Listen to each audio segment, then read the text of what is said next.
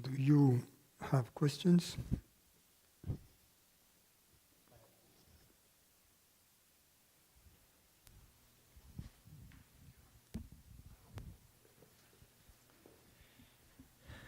I have a question about mindsets. I'm reading this book about having mindsets and how the mind can set in certain. I almost imagine it like in a corner of, like, let's say you then continuously have depressed thoughts or something goes wrong and you continuously blaming someone else or something, right? But then there's also a different mindset where you can get out of that mindset into a more optimistic mindset where you also have a lot of thoughts that there is repetition, but it's more of positive notes, right? And so my question is about how to change those mindsets. And it's really about, the question is really about how mind operates more efficiently, and how to kind of work with the mind to change the mind into a different pattern.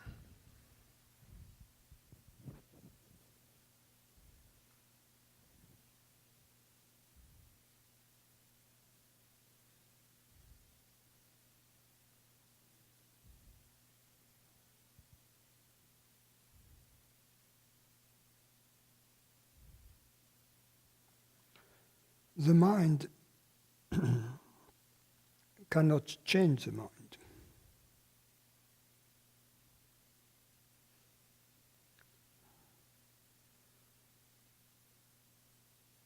We could look at the mind as a biocomputer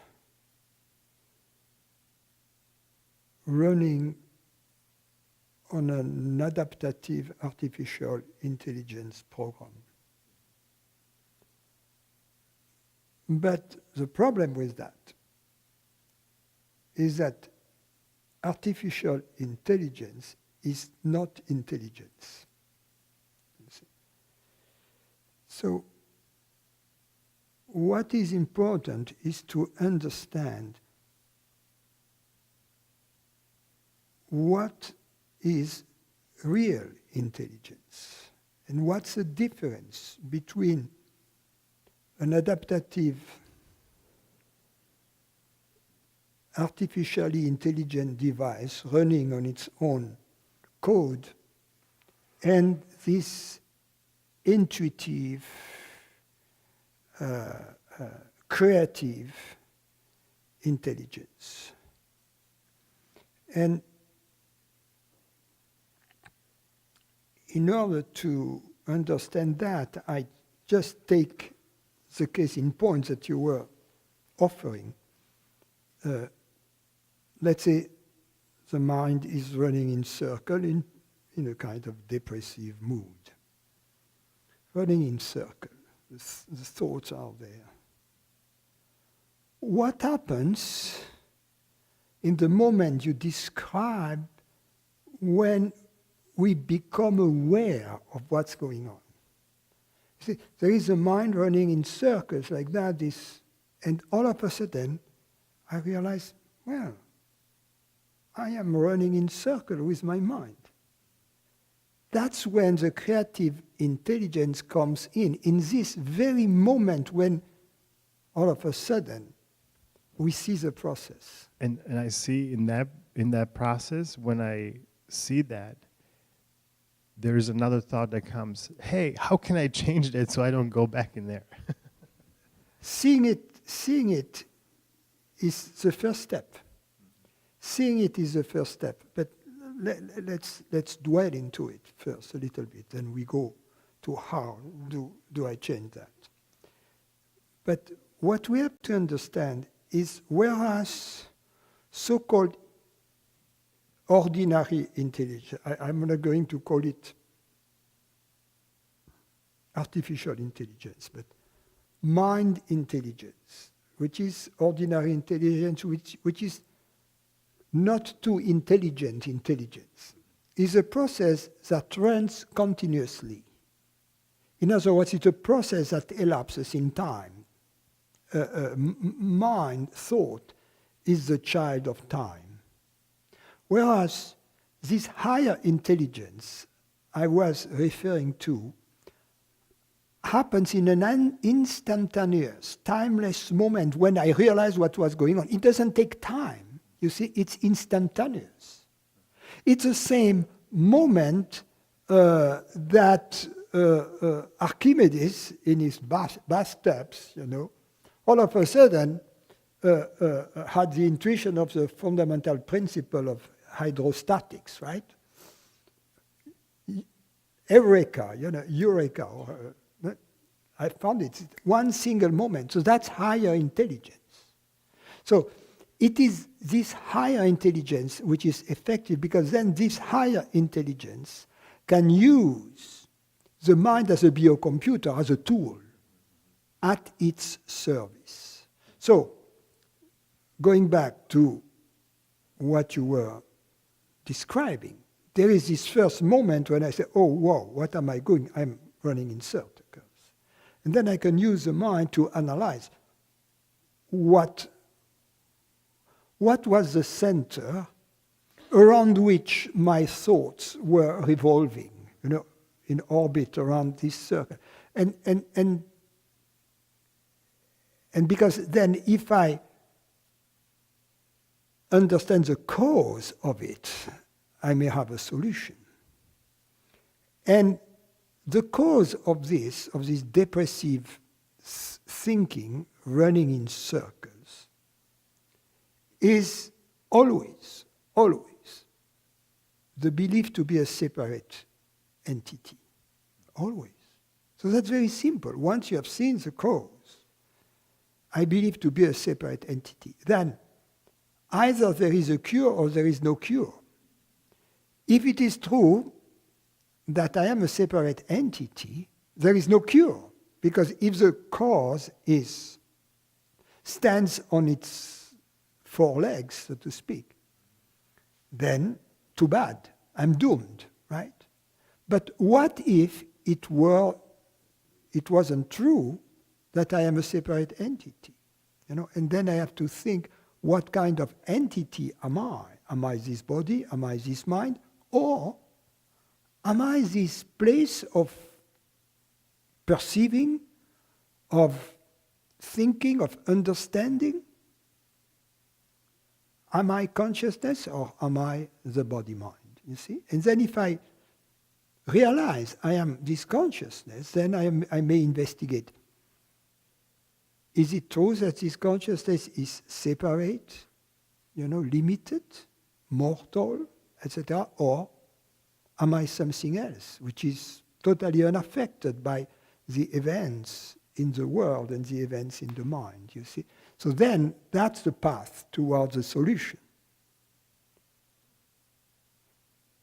But if I limit myself to the mind itself, trying to find a solution to this problem of existential suffering or existence, there is no way I can find a solution, because the solution is not within the mind. The solution is somewhere else. So that's why all purely psychological maneuver will fail to cure me from this depression. Because the image my teacher used was, okay, let's assume I am living in this very small apartment in New York or in Paris, which is full of bulky furniture that I have inherited from Aunt Hilda. And I'm not allowed to throw the furniture away or to take it to a storage room. So all I can do is try to rearrange the furniture, But it will never be a fully satisfactory solution. Because if I create some space here to move in my bedroom to get out of the bed, then I have to put the furniture in the bathroom. I have a problem entering the shower. So that's what is convenient on one side turns out to be a problem on the other side. So that's why there is no solution within the mind. That's why all this maneuvering with psychotherapy are doomed to fail. And that's why it would be unethical for a psychotherapist to make the claim that the goal of the therapy is to make the patient happy. They are not allowed to do that. It would be unethical, especially if the therapist is more depressed than the patient, which is often the case. The patient is a little depressed and the therapist is suicidal. So, in order to better understand that, I refer you to a little YouTube Bob Newhart on YouTube, and the title, what is it?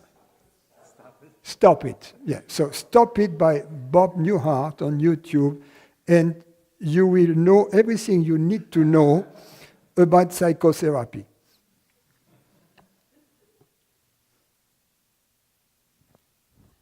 So what I hear you say is that no matter how tempting it might be to try to change some of these mindsets, it's really fool's gold, because the real...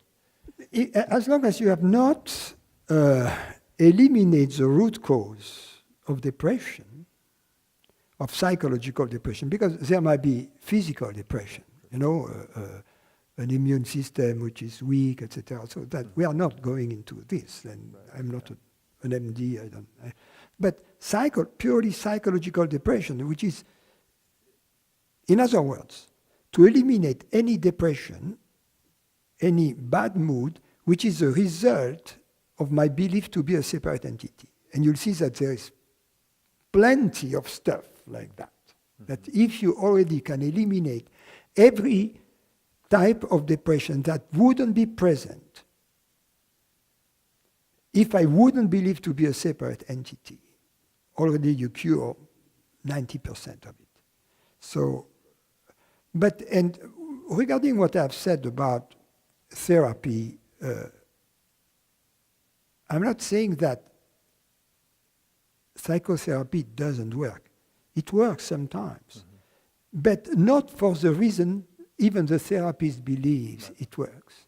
If the therapist is a happy fellow, is open, listening, there is some kind of osmosis that is going to take place, and the patient will somehow improve. His condition or her condition will improve as a result. But it works, in fact, regardless of any method of practice being used by the therapist. It is the level of freedom, the lightness of being in the therapist, which is the real agent of the cure. Not Mr. Freud going back into childhood and all this sexual stuff. And so if I experience this, seeing that I am one with this whole thing, like I'm, I may be speaking with someone and I have the recognition that they are me, and so I have those glimpses, and then I also have the glimpses of not seeing that, and so it's kind of almost like it's kind of switching back and forth. That and I, I'm there to just observe all of this. There's no me controlling. Yes, but here is what, when you are in this cycle of depression, there is nothing really you can do because you ask what to do. Because this glimpse we were talking about of higher intelligence, you don't have a switch at your disposal that you can push at that moment to trigger it. It happens when it happens. Sure. It happens. But when you are coming to places like here and you have been informed about the root cause of psychological suffering, and there is suffering, that's the Four Noble Truths, there is a cause for it, and there is a path out of it. So there is suffering to realize, psychological suffering. There is a cause for it, which is to believe to be a separate entity. The problem, they say in Buddhism, is when we make a distinction between self and non-self. That's their definition of ignorance, which is very true. So there is a cause, and then there is a path out of it. And the path out of it is the investigation of, which is about asking the question, is it true that I am a separate entity? Mm-hmm. Is it true? And this question is better asked in the moments when you are available, not in the moments when you are depressed. When it is asked out of interest, out of your freedom, out of your desire to your interest in the outcome of this investigation. And then you will see that alone, without you doing anything about these moments of depression, will make these occurrences less frequent. And also, when it happens, this glimpse of realizing that it is happening will come very soon thereafter. In other words, you won't spend days in a depressive mood. It will be more like a few seconds. And then, if the investigation has been deep enough, and you are really convinced that it is not true that I am a separate entity, then this conviction will enable you to instantaneously drop this line of thought, like you drop an old pair of stinking socks full of holes in the trash can. You see? I heard you say that. The moment you realize they are full of holes and they stink. I heard you say that the investigation has to be deep enough. I think that's But it deepens by itself out of interest. But what is important is these moments when you are not under the pressure of a depression. The moments when you are available and you are interested. What am I? What am I really? What is consciousness? That is, and the beauty of it is that it takes care of all kinds of depressions simultaneously, because it goes to the root cause. It doesn't,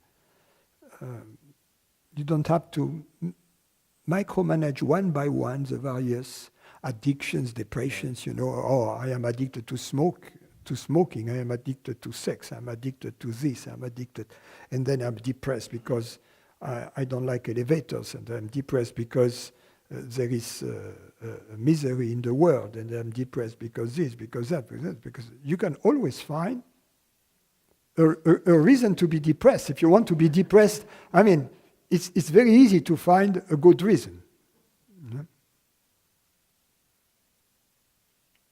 Very helpful, thank you. And you see people who are depressed, they get very angry at you. Because they feel you should be depressed like me. What? You're not depressed because there is war in the third world, or you are not? How can you live like that, not being depressed? Yeah, it's not too bad. And if you are depressed, what kind of help are you bringing to the world? That's the real question. If you are depressed, what a positive impact are you making in the world? I mean, you are claiming there is war, there is misery, and so on. And you want me to be depressed like you, but the very reason why there are these problems in the world is because of this sense of separation, of this sense of, you versus me.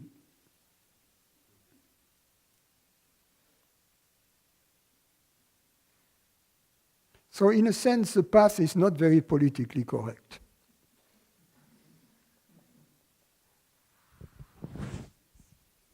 Hi, Francis. I have a question. I have a question regarding interest.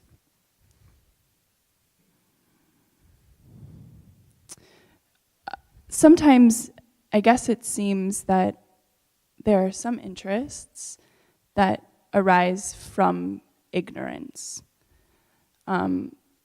Like, I don't know, an example might be if I'm in a bad mood or something, and there may be the thought that comes like, okay, well, what are you interested in right now? And then the response to that might arise as like, I'm just interested in continuing to be mad. And then it just kind of... At least there is clarity. keeps going like that. So I guess Yeah, you can enjoy your madness. Yes, it's very meaty, it's very satisfactory. So is that something that happens, like interests that arise out of ignorance? Or would you call that something different?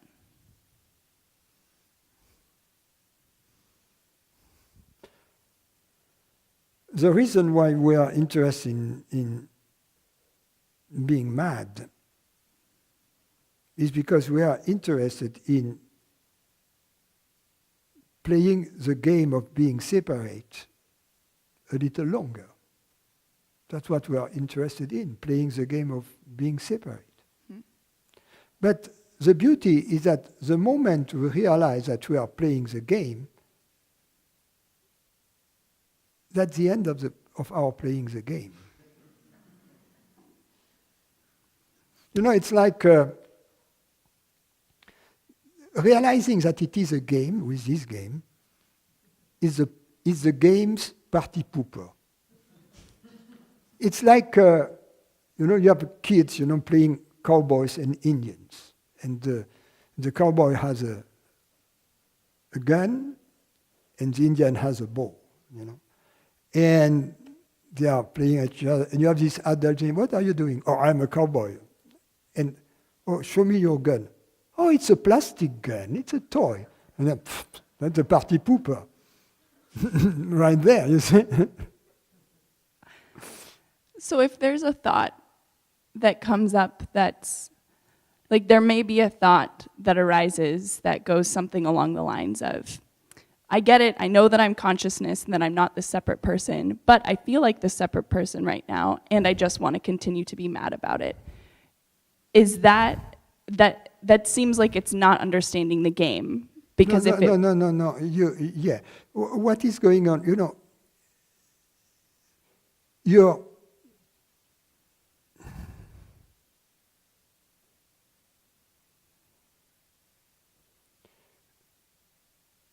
We have a built-in truth validating device. And this truth validating device is binary. In other words, at any single moment, we cannot make the statement that both A and the negation of A are true. It's either A or not A. It's binary. So, at every moment, in other words, if we make the statement, I am a separate entity, we either believe that's true or we believe that's not true. We cannot believe a mix. It doesn't make sense. It's like you cannot believe to be pregnant or not to be pregnant. It's either. You cannot be half pregnant. So in that case, it would What you can do in your mind, you can fluctuate very fast from one to the other. But the point I'm making is at every single moment, you are of one single persuasion, so to speak. Okay. Then you can fluctuate. So then, by looking at your process under the microscope, so to speak, by slowing it down, you can know at every moment where you stand. Do I believe to be separate? If I don't believe to be separate, why would I keep going the game, continue the game of being separate? As if it were true, if I believe it not to be true. There is no reason. The reason why I keep doing it is that I switch back to believing I am separate for the sake of enjoying the game. Okay. That makes sense, I think. So it could be that in the moment of saying, like, I am consciousness, there is that recognition, but it goes by so quickly to the next negation of that. Yeah, you may have a thought like, yes, I am separate. Yes, Francis says I am not separate, but up yours, Francis.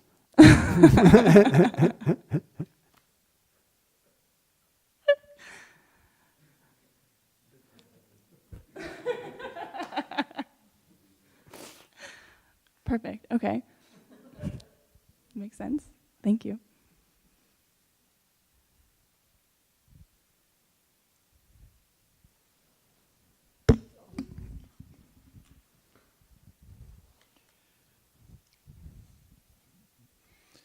This is a question, excuse me,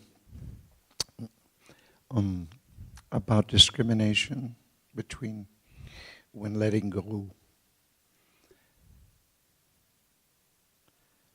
go of identifications and negativities and abiding in something greater than that small identification, and then just witnessing the roots of that attachment, maybe in early childhood, letting go, and abiding more. And for instance, let's say I'm taking something personally, much too personally. Anger comes up, or those things. I'm getting good practice in letting go. There are other things that are similar to that. Let me give you an example of something extreme. The house is burning down and I'm getting afraid. Oh, just let go of fear. That would be an extreme stupidity. As an executive in an organization, a school, I'm constantly having to let go of personal, and it's wonderful. But there are some real threats to the school that I also take personally. And for instance, just yesterday something happened, and a familiar personhood reaction came, and I thought, let me abide with this a while. So I'm sitting uncomfortably, for the last 12 hours.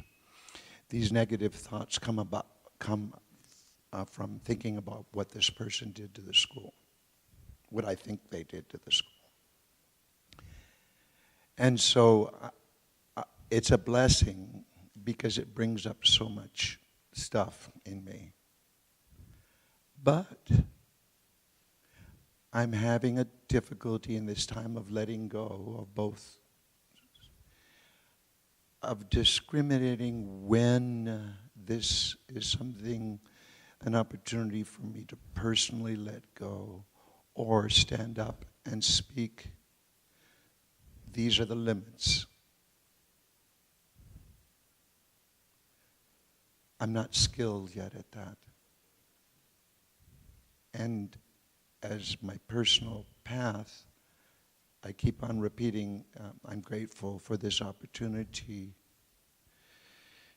So I'll count to 10, the wisdom. count to 10 before you react. But I'm up about 100, and I'm wondering, it's still coming up. Maybe it's time for me to do action, maybe not. How deep do I go in seeing, is this my ego attachment? So being in this real world of having to hold together a school, Academy of Music, with a lot of vulnerable children, and other things, you know, I need to, so that's my question, and I think you understand.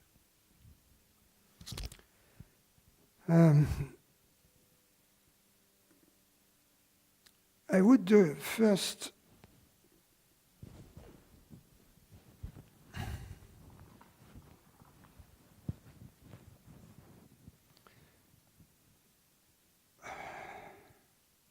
you have to understand what letting go means.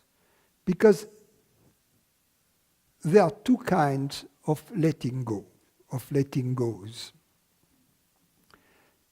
The first kind is, I would call it artificial letting go. Okay, I have to let go of that. I really don't want to let go of that, but I have to let go of that. You see what I mean? And that's something which, in fact, is not real letting go. It's a fake letting go. You know, like fake news, fake letting go.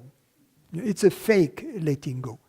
So, which begs the question, what does real letting go feel like? And real letting go lets go of itself, so to speak. There is no effort involved. For instance, there was a time when people thought that the earth was flat, right? Up until one guy, Magellan, you know, just navigated around the world. Started westwards, came back from the east.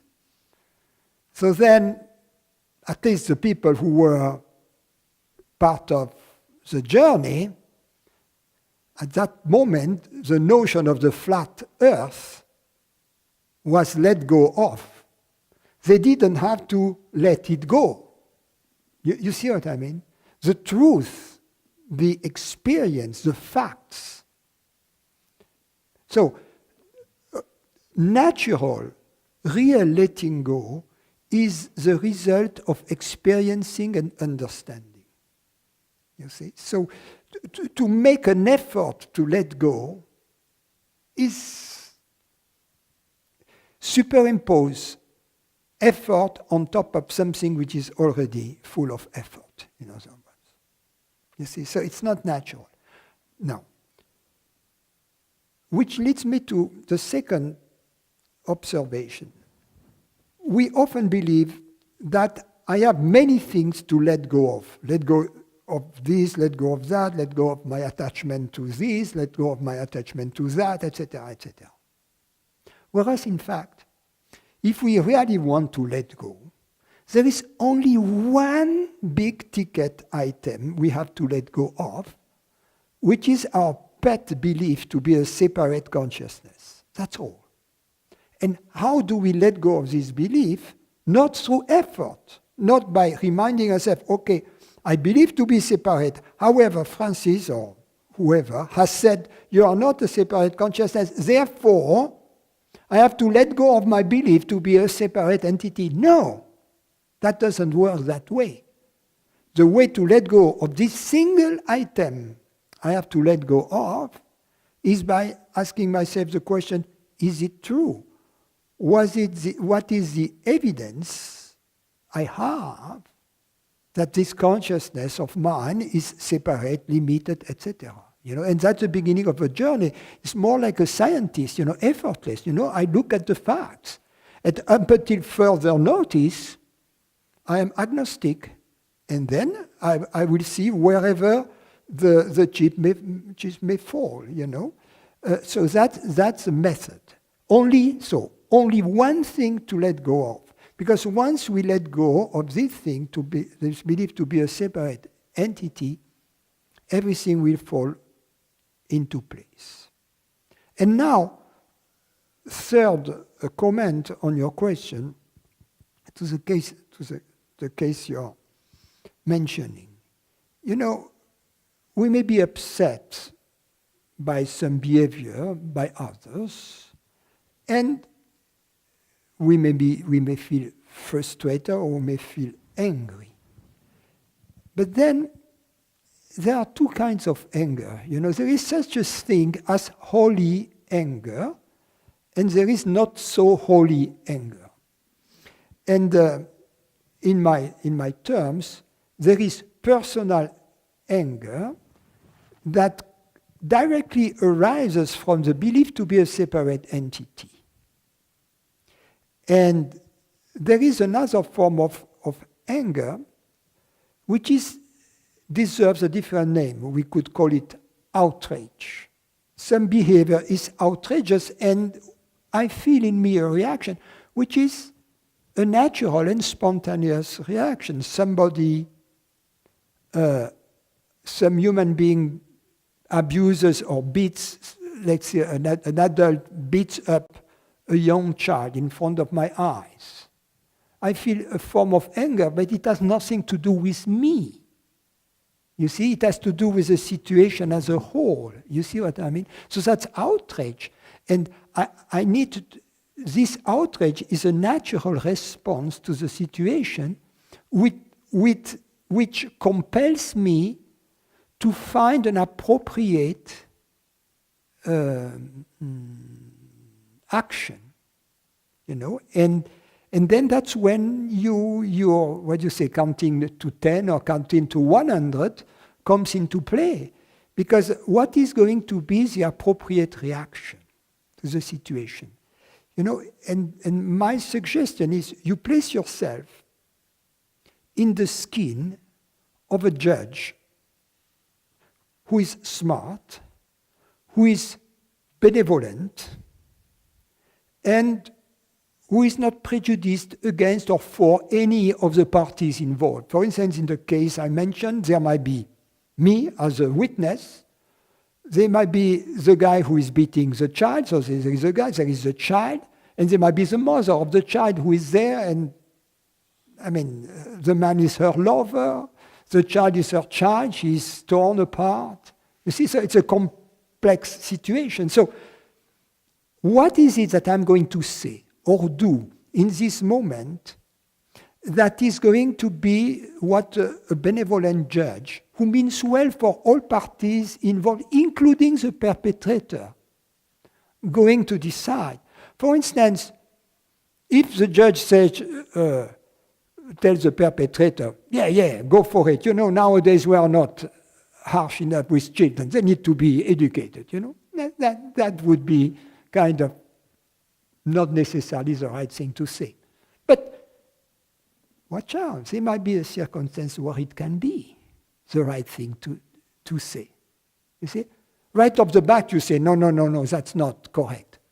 There might be a circumstance where, you know, a little tap on the bottoms of the kid, you know, gentle, not maybe exactly the little touch that was needed in the circumstance. You see what I mean? The point I'm making is that there is no book of rules in which we could predefine what the appropriate action will be in a given context, because the context is always different. You see? That's why I revert to what I said before. What is the ethical action in a given context is the one that comes from this benevolent judge who is unbiased, right, and who is intelligent, and who takes the time, counting to 10 or 200 or to 1 zillion, to make the appropriate decision. You see? So, in other words, I have no solution for you in the problem you have encountered. Now, yes, something else I may add is that when we feel outraged by a human behavior, you will see that it is always because this human behavior comes from ignorance in their behalf. And remember that I define ignorance not in the usual, but in the Indian, according to the Indian tradition, avidya. It's a poor translation. It means we are forgetting our universal nature. It means we believe to be a separate entity. So the actions by others which are abhorrent to us, which feel abhorrent, you will see that always, without exception, they come from ignorance. They come because for their egoism, for their belief to be a separate entity, to separate themselves from others. So now, and these actions are, abhorrent, as I say. They move us inside and they compel us to act or to do something. But at the same time, what is important is to recognize where they come from. They don't come from people. We have to see people, and we have to see ignorance as an illness. You see, a physician doesn't blame the patient. A physician is taking care of the illness. So it is very important for us not to blame the person, but the illness of the person. You see, that's very important. And you'll see that it works much better. For instance, my teacher would never tell someone, you're bad, or you were bad, or you're not nice. He would say, oh, that which you did, it was not like you. You see, it was not like you. You see, because he was honoring the self, the beauty, the love in them, you see? It's not like you. You see? It's not. It's just an illness you had, temporary, don't worry, It will go, You have fever, a few days, it will be over. You see? Yes. So it's like a more motherly or fatherly, loving attitude. And that's because if you tell something, or you're a bad person, immediately everything is closed like the windows before hurricane, Everything is boarded up and nothing goes through. But if the other person feels that there is this love, no, it's not you, it's something, don't worry, something will pass, No problem, it's not you. You see, if you come from this mindset, even if you don't express it, but if only you think it, it will make a big difference. You see? And somehow, people may go your way, in ways that you wouldn't have expected. You see, because they feel that, and they feel your innocence and your benevolence, and, they let go of their whatever, temporarily, like perhaps next moment they are going to be, to act in ignorance again. But in this case, I've told this story many times. There was this friend of mine, he was living with my teacher, and he had this driver's license suspended. And in France, when you get your driver's license suspended, you have to go to the police station to surrender it for 3 months, and then after 3 months, you have to go back to the police station to pick it up. And this friend didn't go to the police station. So the police had to find his address. He was living with my teacher at the time. And to come, so they were quite upset, they arrived, they don't like to be bothered, so they arrived, 2 police, 2 gendarmes, in uniform, they arrived to my teacher's place, and my teacher was, in the corner of the room saying nothing, and they are very upset, and my friend also, gave, but they were kind of taken by the atmosphere, that they were not being judged. Whatever was in the air. So they kind of spent some time. The story is that when they left, they left by saying, "Oh, don't worry, in 3 months, we'll bring it back to you."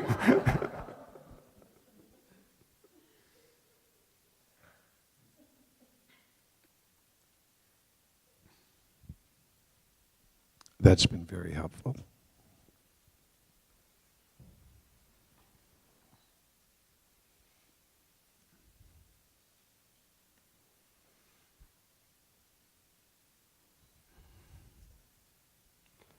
Okay, I'm not going to start with Tom's question. Mariana. Sometimes in sleep, I rather feel than see my mother with all the kindness and lovingness she had, as a presence, not as a physical body. And somehow that makes me feel good, a pleasant stillness. Is it possible to have had a glimpse of recollection to the universal consciousness during those dreams? Is that perfect stillness, joyful being I've been experiencing in dreams, be the true nature, the ever-presence? Yeah, love is another name for our true nature, the experience of love. And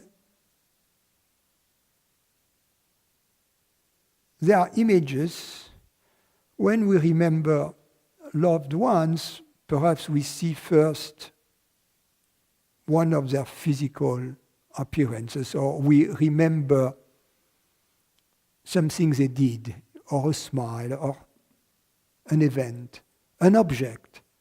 But this object takes us back to the love we shared. And the love is always the experience of our true nature. So, and what is interesting, you see, is that in your dream, you don't see her as a physical body, but you see her as what connects you with her is the experience of kindness and lovingness that you had shared, which teaches you that the body of your mother was not the abode of love. That the love is independent from the body of your mother. That's why she appears with perhaps a different body. But you know it is your mother, not because you recognize the body or the form. You know the love. You see, that's why it's the experience of your true nature. I had a dream once, and I was like a child on a, how do you call that, a balançoire? A swing. I was on a swing. And it was my teacher who was pushing me, and every time he was pushing me, I was moving back, and I was moving into light, and in tremendous joy and love and happiness. And then I was going back, and every time he would give me this push, and I was. But I knew it was my teacher, but he didn't look like my teacher. But I knew it was my teacher, but he didn't look like him. The only thing in common is that he was dressed in white, but it was my teacher, not being my teacher. You see, it was another image of the only teacher there is, which is love. So you can have similar experiences in the dreams. You can be hugged by love in the dreams. Essim. Last week you told me that either I can try to change the world or try to change my take on it. You mentioned that the second could work better. I think it makes sense. It's less of a Herculean task to change yourself than to change the world. The problem is that the world I experience as consciousness contains the events of the outside world and the conditioned reactions in my thoughts and bodily sensations to it, which are mostly in conflict with the worldly events.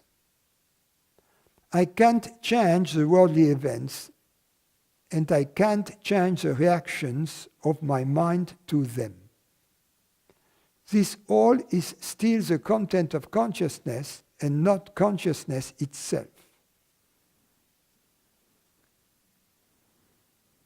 All this happens because I'm still convinced on many, many levels that I am separate and have to protect my body and myself from a dangerous life. That's why these conditionings still got triggered so easily.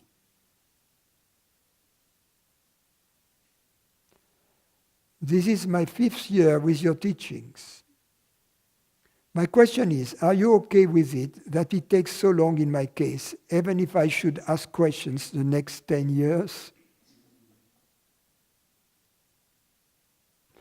P.S. I found a three-dimensional solid body on which prime numbers can be seen geometric in a way I've not seen anywhere. I don't know what to do with this strange curiosity. As I know you are good in math, are you interested to see it? If yes, I would send it to you in a mail. I am curious about that.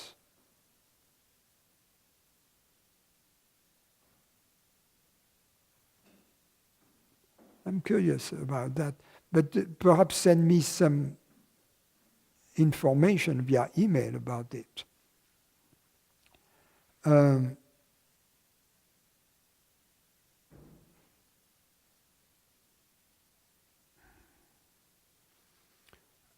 How long it takes is not the real question one should ask. The question one should ask is, am I someone getting better? Am I somehow,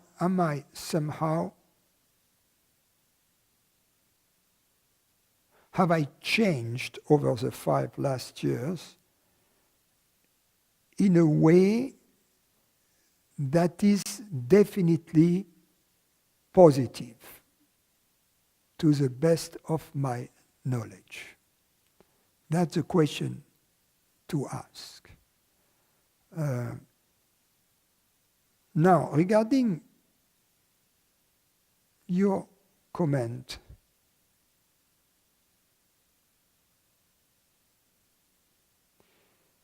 I would add something else, Essim. Is that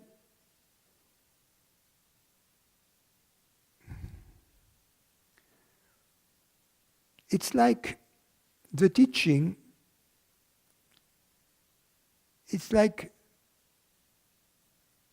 people around the swimming pool. There are all kinds of people.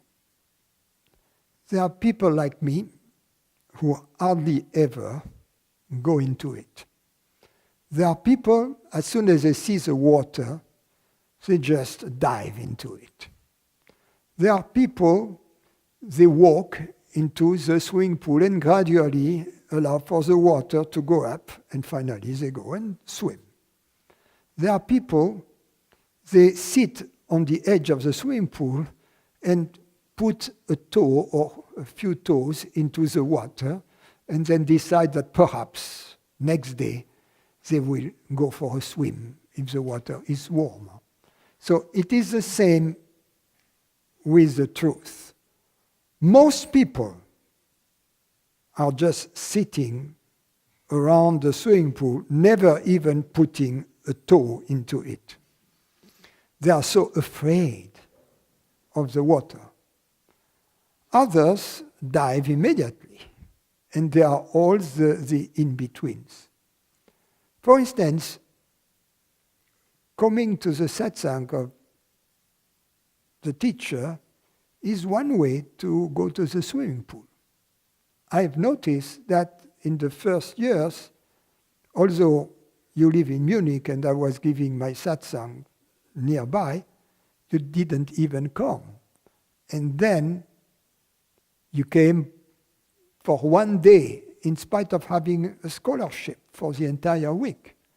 So, in your honest opinion, in my metaphor, what would your relation with regard to the swimming pool?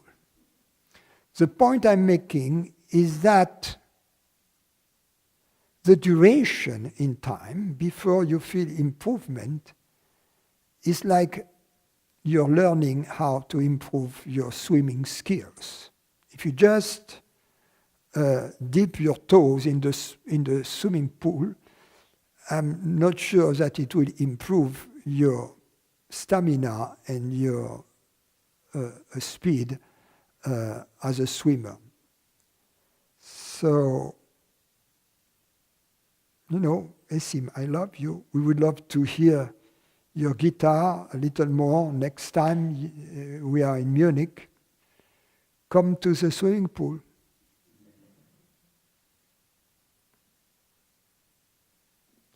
Andre, I have a question about meditation. I heard you speak about meditation before, and that particular forms of meditation are not necessary. Did I say that? I'm not sure I've said that, but anyway, I enjoy sitting in meditation. I used to use a mantra, but now I just sit with eyes closed for a certain period every day. I often have a dreamlike, peaceful experience, and I look forward to this moment. But I fear that I start to chase this experience as an objective experience because it seems that this experience of meditation is separate from my everyday experience. And I start to look only for this experience in sitting meditation that I can't seem to locate in the world. This seems to be almost a dualistic way of thinking. Even though it's a pleasant experience, it seems like a bit of a trap, as if I am chasing a subtle object. Is there a way of engaging with these meditations that dissolves the borders of the experience, the boundaries? Does this make sense?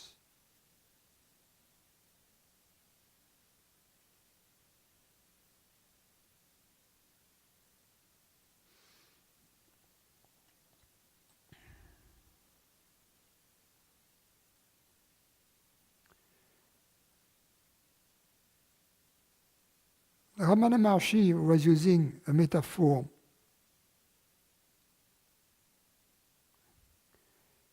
in which he was comparing a temporary state, a temporary samadhi, a temporary meditative state with the liberation.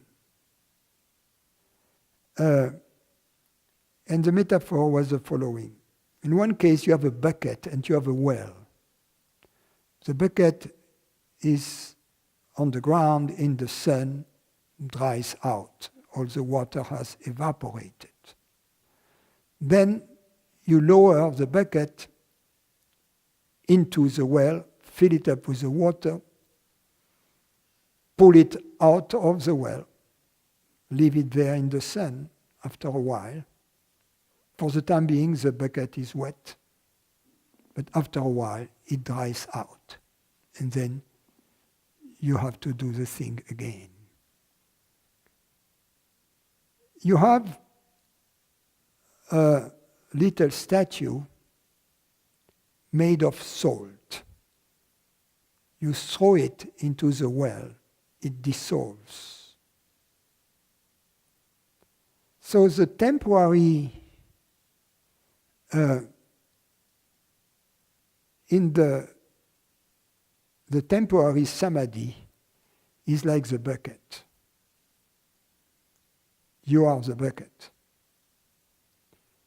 Your ignorance, if you will, is the bucket.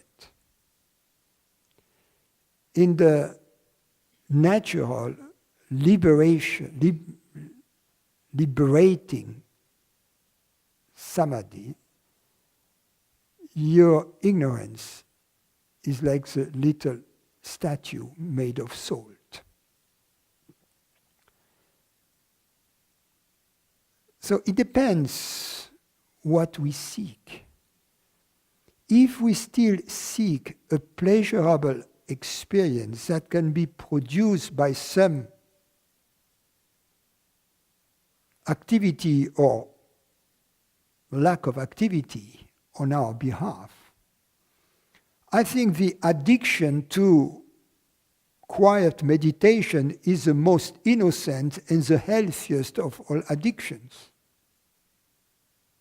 So it's not too bad compared to, boozing or using opioid or whatever, drugs, or any other form of addiction, which is could be detrimental to your health. Just make sure that you stand up from time to time, that you don't sit for too long. It's not healthy, they say. But I recommend that. But if the goal is liberation, then there is something else to be sought. Sitting on your bottom is not going to liberate you from ignorance.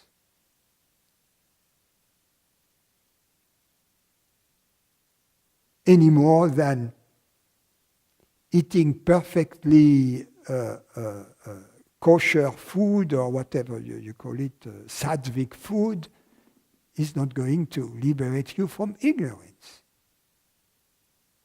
Or saying Coca-Cola. That's not going to liberate you from ignorance. That which is going to liberate you from ignorance is your desire to be liberated from ignorance.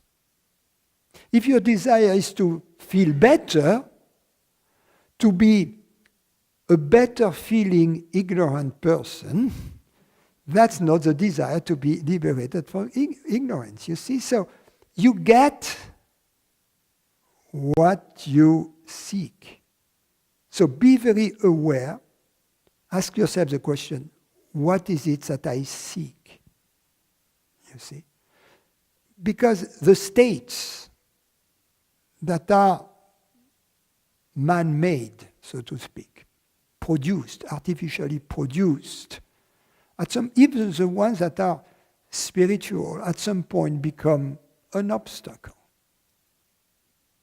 Because they kind of reinforce the practitioner, the beneficiary, the enjoyer of those states. So yes, it can be a trap. The way out of the trap is be interested in a liberation that doesn't come and go. Every state that comes and goes are not going to bring about that which you truly seek. I had this friend, Walter, he came to Ramana Maharshi, and as he was sitting every morning in his presence, he had this extraordinary samadhi. He felt good, but then he would go to his bedroom and he would go back to his original unhappy condition. So one day, he said, no, that's not what I want. And as he was sitting with Ramana Maharshi, as he felt the bliss of the experience coming to him, he rejected it. He said no. At that moment, he said, Ramana Maharshi opened his eyes and looked at me. And then he felt that his body was taken to some kind of earthquake, like everything would break in his body. And then he knew.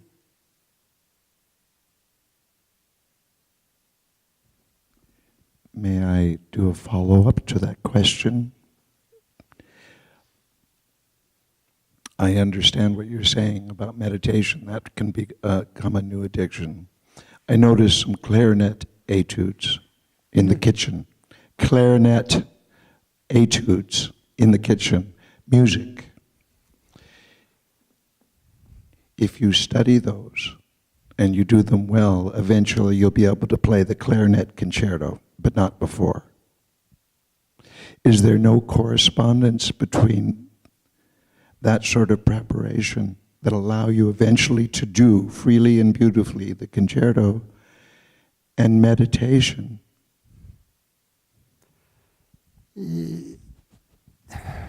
Not really.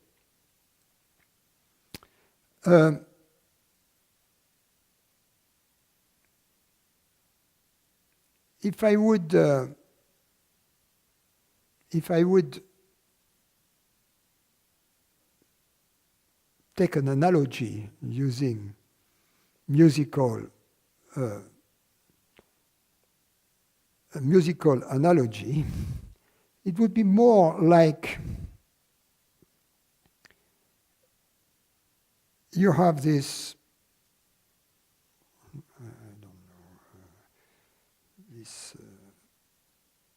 great violinist, Isaac Stern.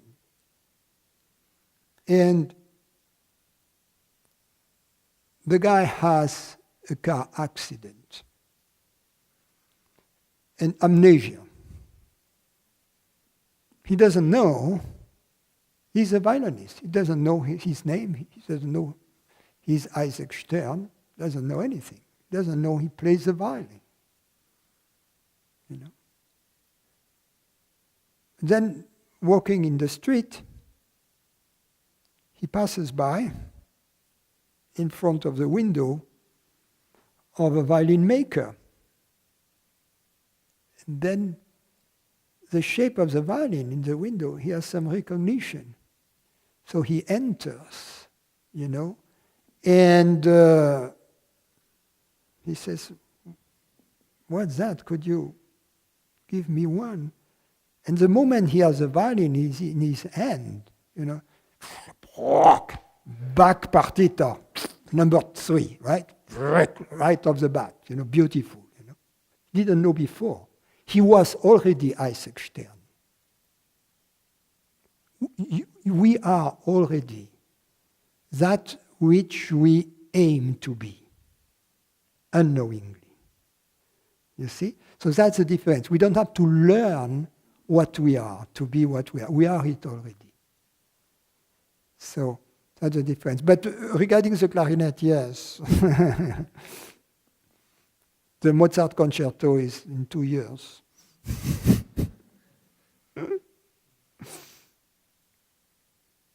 What is your instrument? I'm studying to play a Prokofiev concerto in January. So I'm practicing and trying to practice spiritually too. But I have to practice. The body is not going to jump into the concerto without training. Yeah, especially Prokofiev. Lot of work for. So I understand our true nature, we just acknowledge it, but there's a lot of creaks and groans and arthritis of the mind that disciplined, tasting rajasic. Most people are very, all the time, in the mind. There's no chance, very little chance, that they can jump into peacefulness. They don't know about that. If they would, I'm not saying it's impossible, everything is possible, but to taste peacefulness of meditation or a quiet nature like this can quiet the mind so that it begins to be receptive to the deeper message or the true one you're saying. So I have a visceral objection to just saying, yeah, meditation's fine, it's the best addiction. But I understand what you're saying. But maybe I'm just too attached to it, and I'm using it as a replacement for... I think it depends of what's the goal, what's the purpose, Because as long as I believe to be separate, that's a hard problem that I'm facing. And no matter what I do, as long as what I do is not with the aim to liberate me from this belief of separation, it's going to be a waste of time. You see that? Because it's like if I want to travel from Los Angeles to San Francisco, there is no point flying to Beijing first. There is no point flying Los Angeles, Beijing, and then Beijing, San Francisco, when I could take Southwest. You see, that's the only point I'm making. Now it's different when, because you see someone sitting in meditation. We did meditation in the beginning. So there are other aspects to it. But that which matters is what is the intention. There are other aspects to it. The intention can be, well, can we communicate beyond the mind in a different dimension? Can we do that? So then that's an experiment. So what we conducted before is this type of experiment. That's different. It's something different, you see. Because the goal is there is something beyond the mind. There is something beyond this world of phenomena. So then we are talking about different purpose of a different exercise, so to speak. So I see meditation more as an experiment that leads to a way of life. And eventually our life becomes a constant experiment and a constant meditation. But that doesn't exclude or preclude any activity, for instance. What's the point is sitting on my butt forever? You see what I mean? Why not play music and meditate? You see? Or what I suggest is this. Just to follow your enthusiasm. If you feel like sitting, sit. If you feel like practicing, practice your Prokofiev. If you feel like investigating, investigate. If you feel like taking a walk, take a walk. You see, but at every moment, do what you like. You know very well that as a musician that if you practice without the heart being in it, is useless and at the end counterproductive.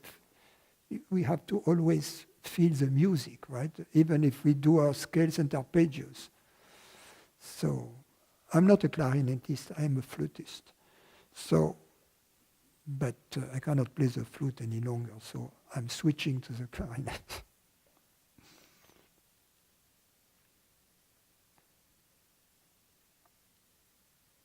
So, Carlo, when recalling to myself the phrase, quote, "You are that which is hearing these words," I find that there is suddenly a state of not knowing and an experience of being. I found a similar experience when applying the phrase to the sense of seeing. In these cases, it is very clear that I exist and that I don't know what I am, although I am not the limited entity which I had previously been taking myself to be. However, when trying it with, quote, "You are that which is thinking these thoughts," the experience of I is more personal and limited. You are that from which these thoughts arise, does, however, result in a sort of conceptless experience, a state of suspension. A similar thing was observed when applying the phrase to simple actions like walking. Why is it that the experience with this statement is so different when applied to the senses as compared to when I apply it to thinking or actions?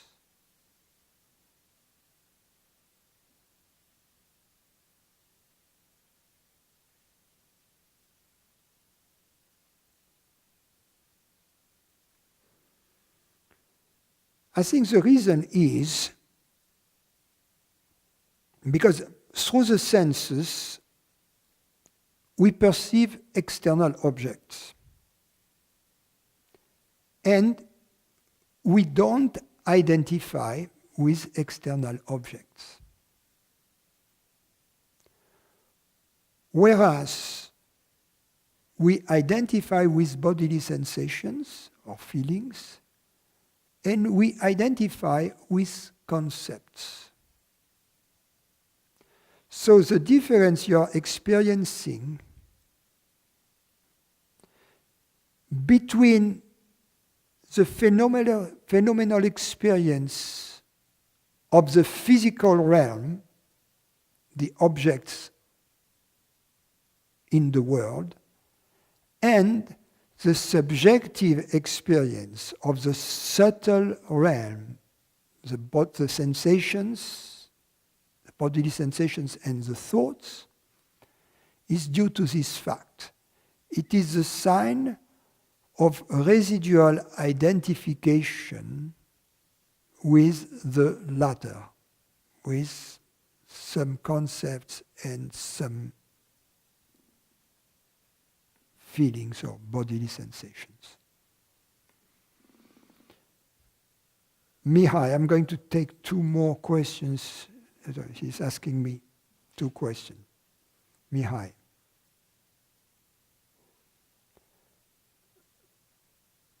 I enjoy and benefited from your insights from last week to my questions related to better dealing with my mother as well as mandated clients. Questions. 1. As a follow-up on the mother topic, my plan is to fully be aware of those triggers and sensations, no twilight, half awareness, see the innocence of the child in her, having been conditioned and refrained from hidden expectation for her to change. I resonate with this deeply and I can do it. But the tricky part is that she is spiritually inclined and is actively seeking and trying to implement to her best ability various non-dual teachings such as Eckhart Tolle's. That's wonderful. You didn't tell me that. That's beautiful. I do want to support that in her, and we do have often deep talks about it, since I feel that this is the best thing she could do with her time. But still, to not get attached to hidden expectations for her to change. That seems to be the way to go, right? Yes. And these conversations have to be natural. In other words, both sides have to be enjoying them. Don't push it to her. Don't force it upon her. But when it happens spontaneously, it's beautiful. And just be open to her arguments. Be open. One thing that Gurdjieff used to say, which still feels wise and true to me in connection to one's duty to one's parents, was that if the parents are really interested in that, we can help them grow. If they are not, we should just let them be and help them be comfortable. Any thoughts on these two? We can help them grow, yes, but in the natural, not imposing way that I have just suggested. If they are not, yes, we should just let them be and help them be comfortable. Question number 2. Could you help me further and fully cure me of the conditioning of having a meaningful goal, aim in life? The program of attaining, achieving. I can look back in the early conditioning and I can detect deep layers of it. Then as I became a young man, all of these drivers shifted towards a deep spiritual focus and being effortful, dedicated to awakening or building my astral body to survive death and not to have an empty existence. Some old Gurdjieff programs. Now, I can gratefully report that I have been cured from the effortful application towards pursuing presence. Now my life is still very dedicated to truth and presence, but in a very driven yet joyful, passionate and effortless way. However, there is some slight unease about simply having fun and following my interest and enthusiasm, although that's pretty much all that I am doing now. So here I am. Any further insights to cure Mihai of these things? Any thoughts? No, Mihai, way to go. Follow your enthusiasm, way to go. Let it happen on its own. Regarding, could you help me further and fully cure me of the conditioning of having a meaningful goal, aim in life? The program of attaining, achieving? No, it's fine.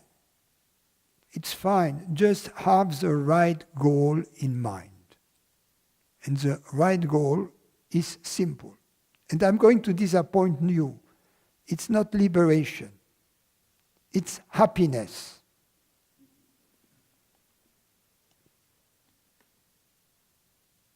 I've just said something which is politically incorrect.